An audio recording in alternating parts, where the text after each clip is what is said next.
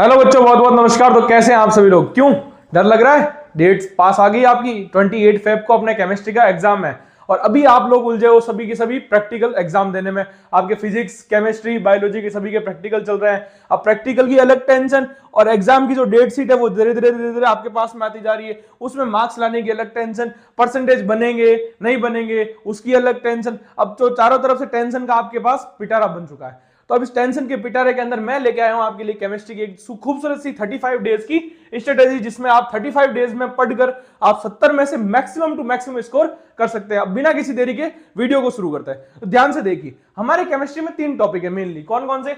Physical, inorganic और organic. अब आप सभी को पता है, अब मेरा तो जैसे ऑर्गेनिक मोस्ट फेवरेट सब्जेक्ट है, आपका भी है तो कमेंट सेक्शन में जरूर लिख के बता दीजिएगा मेरे को। फिजिकल केमिस्ट्री आती है हमारे 23 मार्क्स की। कितने मार्क्स की बेटा? 23 मार्क्स की। ऑर्गेनिक आती है 33 मार्क्स की और इनऑर्गेनिक आती है हमारे पास टोटल 14 मार्क्स की। ऑर्गेनिक केमिस्ट्री सबसे इजीएस्ट पोर्शन है हमारे केमिस्ट्री सब्जेक्ट का। क्यों? उसके अंदर टोटल आते हैं 5 चैप्टर, फिजिकल के अंदर 3 और इनऑर्गेनिक के अंदर मैक्सिमम 2 चैप्टर है, डी एंड एफ ब्लॉक और कोऑर्डिनेशन। ऑर्गेनिक केमिस्ट्री 33 मार्क्स की आप आसानी से स्कोर कर सकते हो। क्यों? मेन क्या है? एक तो नेम रिएक्शन, एक है कन्वर्जन टाइप क्वेश्चन और दूसरा अलग क्या है साथ साथ में बताइए? सारी की सारी आपकी इंपॉर्टेंट मैकेनिज्म्स। ठीक है, इनसे आप अगर आराम से कर लो इनको कवर अप तो आप आसानी से 33 में से 30 मार्क्स आसानी से गेन कर सकते हो। बात आती है फिजिकल केमिस्ट्री की। अब मैं अगर बात करूं फिजिकल केमिस्ट्री की तो मेनली अगर आप फॉर्मूला चार्ट आराम से बना के उसको याद कर लो परफेक्टली और उसमें न्यूमेरिकल कर लो, हर एक फॉर्मूले पे कम से कम 5 न्यूमेरिकल, हर एक फॉर्मूले पे, हाँ सही सुना आपने, हर एक फॉर्मूले पे कम से कम 5 से 7 न्यूमेरिकल अगर आप कर लो तो आपकी फिजिकल केमिस्ट्री स्ट्रांग होने से कोई नहीं रोक सकता। बात आती है इनऑर्गेनिक केमिस्ट्री। 2 ही चैप्टर है 14 नंबर की। रटने का पोर्शन बहुत ज्यादा है। अगर आप इसको लिख लिख के याद कर लेते हैं एनसीईआरटी की बुक से, नोट से, तो आप आसानी से 14 में 14 नंबर आप आसानी से गेन कर सकते हैं। हाँ तो बच्चों, सबसे पहले बात कर लेते हैं हमारे फिजिकल केमिस्ट्री की। फिजिकल केमिस्ट्री आपको पता है कितने मार्क्स की? हमारे 23 मार्क्स की। उसके अंदर 3 चैप्टर। सबसे पहले सॉल्यूशन 7 मार्क्स का, केमिकल काइनेटिक्स 7 मार्क्स का, इलेक्ट्रोकेमिस्ट्री 9 मार्क्स का। अगर मैं हार्ड, इजी, मीडियम में सेग्रीगेट करूं तो आपका जो सॉल्यूशन चैप्टर है वो मोस्ट इजीएस्ट चैप्टर है, केमिकल काइनेटिक्स थोड़ा सा मीडियम है और इलेक्ट्रोकेमिस्ट्री आपका थोड़ा हार्ड लेवल पे पड़ता है। अब पढ़ता क्यों है इस पे मैं बाद में। तो हमारे सॉल्यूशन चैप्टर में सबसे मोस्ट इंपोर्टेंट हेडिंग है हमारी कॉलिगेटिव प्रॉपर्टीज। 4 टाइप की टोटल कॉलिगेटिव प्रॉपर्टी है, RLVP, osmotic pressure, elevation in boiling point और डिप्रेशन इन फ्रीजिंग पॉइंट।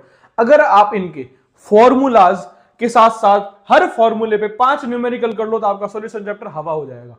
आसानी से कवर अप कर सकते हो आप ये आपके 7 नंबर। कौन कौन से? सिर्फ पहली अगर बात करूं तो सबसे इंपॉर्टेंट कौन सी आपकी? Colligative property. ठीक है, आसानी से कवर की जा सकती है। अगली केमिकल काइनेटिक्स। केमिकल काइनेटिक्स सबसे इंपॉर्टेंट टॉपिक है हमारा rate law, order of reaction. कौन कौन सी ऑर्डर ऑफ रिएक्शन? 0 ऑर्डर और फर्स्ट ऑर्डर। दोनों के ग्राफ्स देख लेना, दोनों के आपके फॉर्मूला बना लेना और दोनों के आपको डेरिवेशन देखने। फॉर्मूलाज पे कम से कम 5 से 10 न्यूमेरिकल कर लेना, आपके ये 7 नंबर भी कहीं नहीं गए। अब बात करते हैं हम इजी और मीडियम की। तो बात हो चुकी है, यहां पे मैं लिख देता हूं आपके पास 0 ऑर्डर और first order reaction.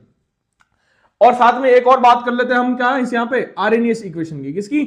RNS equation की। उसमें भी आपको कभी कभार क्वेश्चन देखने को मिल जाता है। अब बात कर लेते हैं इलेक्ट्रोकेमिस्ट्री की। अब इलेक्ट्रोकेमिस्ट्री है चैप्टर थोड़ा हार्ड है तो छोड़ के तो जाना नहीं है, छोड़ के तो जा भी नहीं सकते ना, क्योंकि कितने मार्क्स का है? 9 मार्क्स का चैप्टर है। टोटल आपका 9 मार्क्स डिसाइडेड है। बाकी अगर हटा दूं तो मैं 61 मार्क्स ही बचते हैं, तो इसको छोड़ के जा ही नहीं सकते। चैप्टर भी हार्ड है तो क्या करें सर, आप इसके सबसे मोस्ट इंपोर्टेंट टॉपिक देख लो, Faraday law, Kohlrausch law, Nernst equation और आपके इलेक्ट्रोकेमिकल सेल्स देख लो। अगर आप इनको भी कवर अप कर लेते हो, ये जो 4 टॉपिक मैंने बोले, तो आपके 9 मार्क्स में से मैक्सिमम टू मैक्सिमम 7 से 8 मार्क्स आसानी से कवर अप हो जाएंगे। क्योंकि एक तो न्यूमेरिकल पक्का ही आता है, किसके ऊपर? मोलर कंडक्टिविटी, आपकी कप्पा पे, उन पे न्यूमेरिकल फिक्स है। दूसरा आपके जो सेल्स है उन पे न्यूमेरिकल फिक्स है। आपके सबसे most important standard oxidising potential और स्टैंडर्ड रिडक्शन पोटेंशियल, जिसमें गिब्स फ्री एनर्जी के साथ रिलेशन बनता है, उस पे भी न्यूमेरिकल। तो इन 3 टाइप के न्यूमेरिकल में से एक न्यूमेरिकल पक्का है। उसके अलावा जो आपकी नर्स्ट इक्वेशन है, फेराडे लॉ है, कोलराउस लॉ है, उसको अगर आप कवर कर लेते हो पूरा आसानी से, देखो बेटा टाइम लगेगा मैक्सिमम टू मैक्सिमम। इस चैप्टर को मैं दे देता हूं आपके लिए कितने? 6 घंटे कवर अप करने के लिए। इस चैप्टर को 3 घंटे, इस चैप्टर को 3 घंटे। अगर मैं यहाँ पे 3 घंटे में एक और जोड़ दूं तो कोई ऐसे दिक्कत वाली बात नहीं है, क्योंकि आसानी से कवर हो जाएगा 4 घंटे में भी। ये 3 घंटे से ज्यादा इस चैप्टर को देने नहीं है, 4 घंटे में ये आसानी से कवर हो जाएगा। अगर इसमें एक आध घंटा ज्यादा भी लगे तो दे देना, लेकिन आसानी से आप 7 से 8 मार्क्स इसमें गेन कर सकते हैं। क्यों? कौन कौन से टॉपिक बताए मैं से आपको? एक तो न्यूमेरिकल पक्का आएगा, नस्ट इक्वेशन में न्यूमेरिकल है, आपके एसओपी एसआरपी में न्यूमेरिकल है, आप आसानी से कवर अप कर सकते हो बेटा, अपने ऊपर विश्वास। आगे बात करते हैं इनऑर्गेनिक केमिस्ट्री की। इनऑर्गेनिक केमिस्ट्री आती है हमारी टोटल 14 मार्क्स की, जिसमें सिर्फ 2 ही चैप्टर है हमारे पास, एक है कोऑर्डिनेशन, एक है डीएनए ब्लॉक। दोनों चैप्टर हमारे 7 मार्क्स के, दोनों इजी चैप्टर है, दोनों आसानी से कवर हो सकते हैं। दोनों को मैं यहां लिख देता हूं, ये भी इजी चैप्टर है और ये भी इजी चैप्टर है। इस चैप्टर के अंदर इंपॉर्टेंट पोर्शन क्या है? एक तो UPSC name fix question 1 number का, दूसरा आइसोमेरिज्म्स, आपके लिगेंड, सॉल्वेंट, हाइड्रेट वगैरह वो सारे, कोऑर्डिनेट, आइसोमेरिज्म सारे। तीसरा वीबीटी के ऊपर 2 कंपाउंड दे देगा, जिसमें एक स्ट्रॉन्ग फील्ड होगा, एक वीक फील्ड लिगेंड होगा, उसके ऊपर आपको हाइब्रिडाइजेशन, उसकी ज्योमेट्री सब कुछ बना के बतानी है, आसानी से 3 नंबर का क्वेश्चन। और वो नहीं दे तो दे देगा वो क्रिस्टल फील्ड स्टेबलाइजिंग एनर्जी या फिर क्रिस्टल फील्ड थ्योरी के ऊपर एक आसानी का क्वेश्चन। इसमें T2G और EG के ऊपर आपको हाइब्रिडाइजेशन निकालना है, आसानी से कवर अप किया जा सकता है बेटा। मैक्सिमम टू मैक्सिमम इसमें 3 से 4 घंटे लगेंगे आपको, लेकिन अगर ये 3 से 4 घंटे यहाँ पे आप दे देते हो तो आपके ये 7 नंबर कहीं नहीं गए। अगला चैप्टर जो तो सिर्फ रटना ही है, कौन सा? डी एंड एफ ब्लॉक, जिसमें मेनली कलर डीडी ट्रांजिशन की वजह से, मैग्नेटिक प्रॉपर्टी, उसमें कितने अनपेड इलेक्ट्रॉन होते हैं उसके ऊपर magnetic property, variable oxidation state, इसका कॉन्फ़िगरेशन में क्वेश्चन, KMnO4 K2Cr2O7 की रिएक्शन और उनकी प्रॉपर्टीज। अगला लेंथेनॉइड कॉन्ट्रैक्शन, एक्टिनॉइड कॉन्ट्रैक्शन और उसकी सारी की सारी पीरियोडिक प्रॉपर्टी, कौन कौन सी? साइज, आईपी, ईए, ईएन, ये सारी, मेल्टिंग पॉइंट, बॉइलिंग पॉइंट, ये सारी सिर्फ और सिर्फ याद करनी है। अगर आप आसानी से 2 से 3 घंटे बैठ के इसको एक बार एनसीईआरटी से थॉरली रिवाइज करके इसके पीवाईक्यूज लगा लेते हो तो आपका ये चैप्टर के जो 7 नंबर है ये वाले भी कहीं नहीं गए। तो टोटल दोनों को मिक्स कर दूं तो मैक्सिमम टू मैक्सिमम 7 घंटे और मिनिमम 5 घंटे, 5 से 7 घंटे, तो एवरेज राउंड फिगर हम मान लेते हैं सिर्फ 6 घंटे। तो 3 दिन में, सिर्फ 3 दिन में आप 2-2 घंटे करके पढ़ना, हमको सिर्फ 2 घंटे ही है डेली केमिस्ट्री, क्योंकि बाकी फिजिक्स भी तो पढ़ोगे, क्योंकि मेनली सिर्फ केमिस्ट्री करने से क्या होगा बेटा? सबसे मोस्ट आपका फेवरेट और सबसे आसान डर लगने वाला सब्जेक्ट कौन सा है? फिजिक्स। पिछली बार भी पेपर हार्ड आया था, अब पेपर हार्ड आया तो उसके लिए भी बहुत अच्छी खासी मेहनत करनी पड़ेगी आपको, न्यूमेरिकल करने पड़ेंगे फिजिक्स में, डेरिवेशन करना पड़ेगा। आपको तो पता है एक सेट तो आपको पता ही होगा, एक सेट तो आपका जेई एडवांस का लेवल का आया था, उस जेई एडवांस का पेपर को सॉल्व करने के लिए आपको कितना दिमाग लगाना पड़ेगा, तो उसमें टाइम भी तो ज्यादा चाहिए। तो मैं तो आपसे सिर्फ कितने मांग रहा हूं? 2 घंटे डेली के, तो ये 6 घंटे हो गए, तो ये 6 घंटों को कैसे डिवाइड करोगे? अगले 3 दिन में आपको ऑर्गेनिक इनऑर्गेनिक केमिस्ट्री करनी है, जो आपके 14 नंबर आसानी से सिक्योर। मैं बात करता हूं ऑर्गेनिक केमिस्ट्री के, आपके 70 नंबर का पेपर का आधा हिस्सा, 70 नंबर के पेपर का आधा हिस्सा आपका ऑर्गेनिक केमिस्ट्री। कितने नंबर का? 33 मार्क्स का। 5 चैप्टर है, halo alkane, alcohol, phenol, ether, aldehyde, ketone, carboxylic, amines और बायोमोलिक्यूल। सबसे इजीएस्ट चैप्टर बायोमोलिक्यूल। कितने मार्क्स का? 7 नंबर का।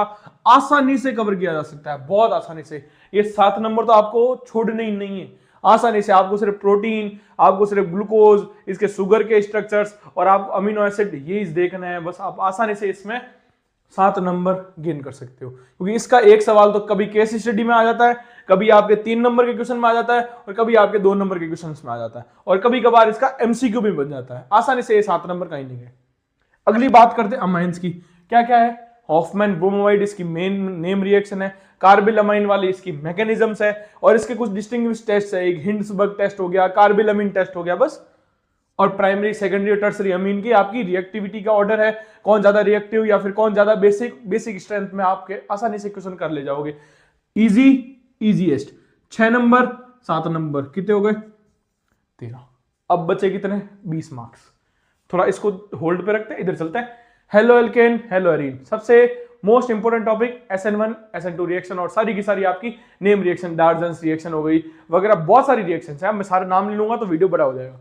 6 नंबर का टॉपिक है, इजी से कवर किया जा सकता है। यहां पे भी मैं मैक्सिमम आपको कितना दे देता हूं?